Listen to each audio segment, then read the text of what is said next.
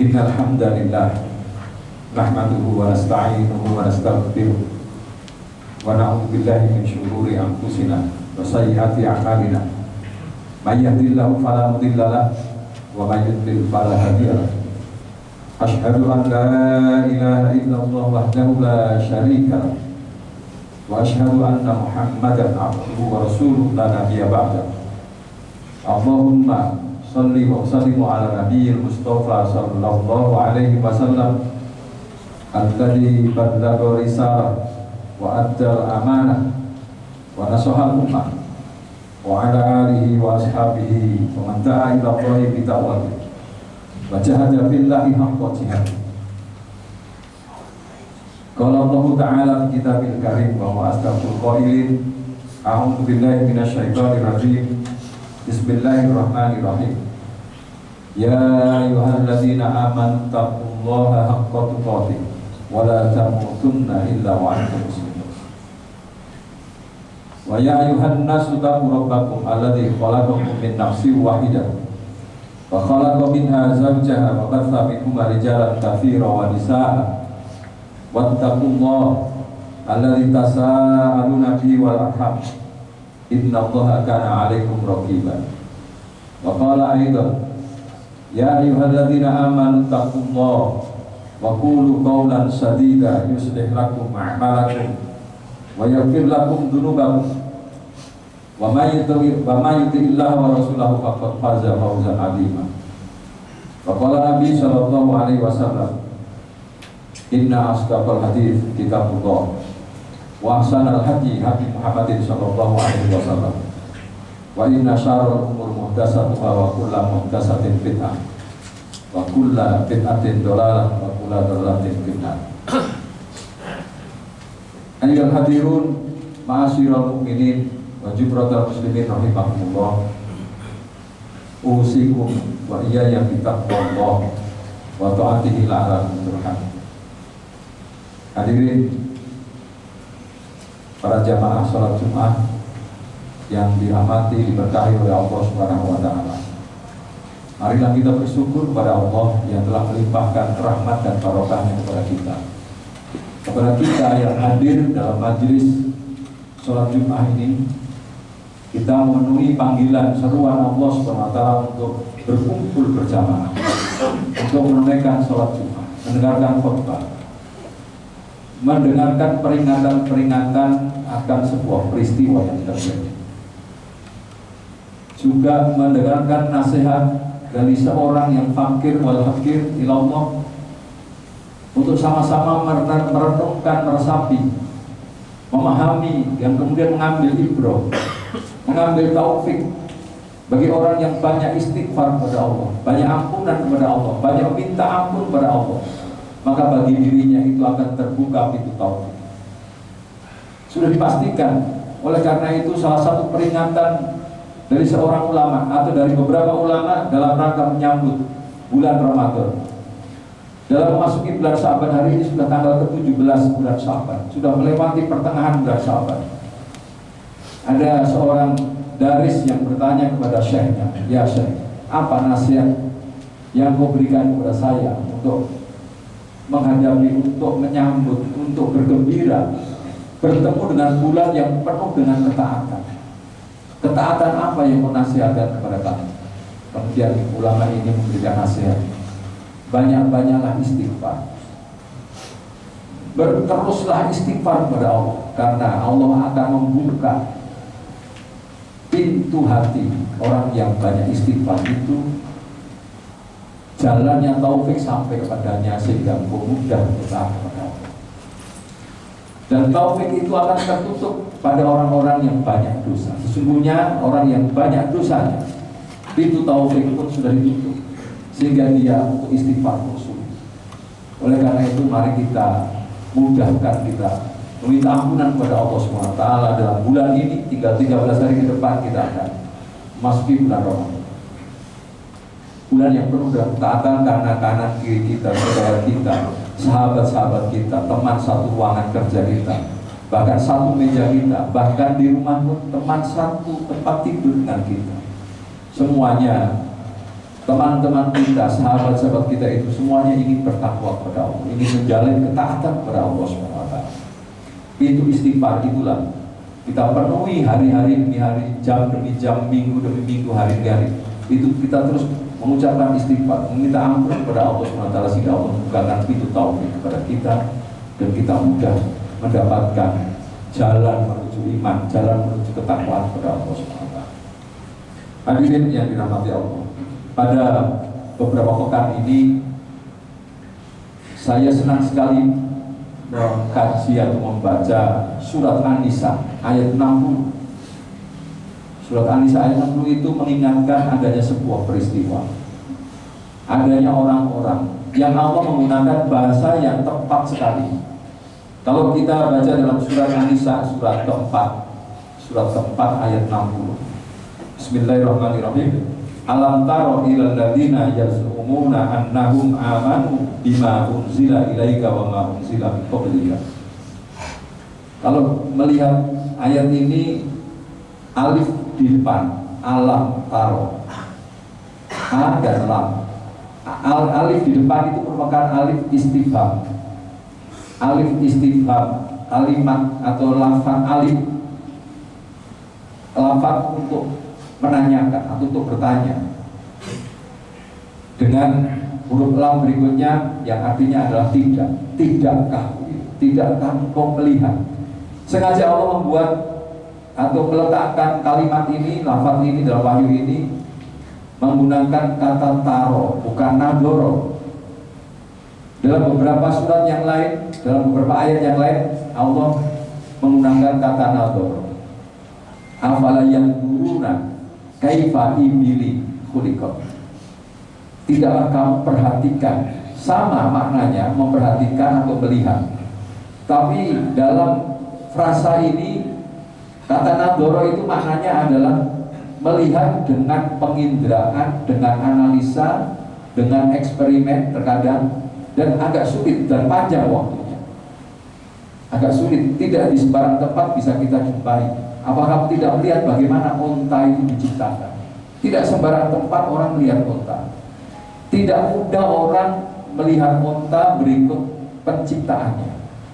Perlu eksperimen, perlu penelitian, perlu waktu yang panjang untuk mengetahui. Tetapi Allah menggunakan kata alam taro dengan kata ro'a. Ro'a ini dipilih oleh Allah. Bukankah kamu melihat? Maksudnya mudah sekali dijumpai, banyak sekali dijumpai. Orang-orang yang yaz'umuna menggunakan redaksi juga dengan kata yaz'umuna dengan kata za'ima atau za'um, yang maknanya orang-orang yang cuma merasa. Apa kamu tidak melihat orang yang merasa, hanya merasa? Amanu bima unzila ilaika, merasa beriman dengan apa yang diturunkan kepadamu Muhammad. Banyak orang yang merasa beriman dengan Al-Quran, hanya merasa. Banyak sekali, maksudnya mudah dijumpai orang-orang semacam ini. Maka Allah menggunakan kalimat yas'umu ini sebenarnya Allah melecehkan. Dia itu hanya merasa. Mengapa merasa? Coba lihat ending berikutnya. Yuriduna ayatahakkamu ila tauhid. Mereka hanya merasa itu. Mereka itu menginginkan hukum, undang-undang buatan tauhid, berhukum dengan hukum tauhid. Dalam beberapa pekan terakhir, tepatnya 1 abad ulang tahun Nahdlatul Ulama NU. Sebenarnya saya agak mahal bicara di atas mimbar ini, terlalu terhormat. Sampai di bawah, di atas mimbar. Saya sendiri dibesarkan, dididik membaca kitab kuning, kitab gundul, mengkaji kitab-kitab klasik. Bahkan kalau di pondok itu diawali dengan kitab Jurumiyah, Imriti, itu kitab awal ilmu gramatika. Kitab mengenai perubahan kata, perubahan huruf. Karena dalam bahasa Arab itu satu huruf bahasa Arab itu bisa berubah menjadi 39 kata. Sehingga makna dari kata itu pun sesuai dengan perubahannya. Dan Al-Fakir Wal-Hakir di atas mimbar ini dibesarkan dan memahami gramatika bahasa Arab itu oleh ulama, oleh kiai dari Nahdlatul Ulama. Tidak perlu saya sebutkan asal pondok pesantren. Yang jelas pondok pesantren yang memang mengkhususkan mengkaji kitab-kitab gramatika. Terima kasih. Secara kultural, kebiasaan kami dalam tradisi ibadah mengikuti NU. Karena memang buyut-buyut kami pun dahulu juga mengadopsi pemikiran NU. Kemudian saya fisabilillah dengan berjuang pada masa perang Jawa bersama kakaknya yakni Pangeran Diponegoro. Jadi kalau Al-Fakir boleh mengklaim karena buyut kami itu adalah adik kandung Pangeran Diponegoro, berarti masih keluarga Islam zaman itu. Juga mengadopsi NU. Dan tradisi yang diwariskan ke anak-anak cucunya, buyut-buyutnya pun NU. Tentu kami terima kasih. Dengan pembinaan itu pun terima kasih. Namun dalam satu abad ulang tahun NU, tepatnya beberapa pekan yang lalu, Ketua NU mengajak pada umatnya bahwa kita tidak perlu formalisasi syariah karena sudah tidak cocok lagi. Sebutan kafir tidak toleran terhadap agama lain, tidak toleran terhadap orang yang memiliki kepercayaan yang beda dengan kita. Juga tidak perlu kita sebut dia adalah ahli neraka. Di dalam media sosial sudah tangan saya sudah keriting untuk memberikan tanggapan. Bagaimanapun di atas mimbar ini kami ingin peduli dan ingin menghindar, ingin mufarokoh dari pendapat ini. Khawatir kalau diam, karena dalam kaidah usul fikih itu as-sukut indal hajat bayan.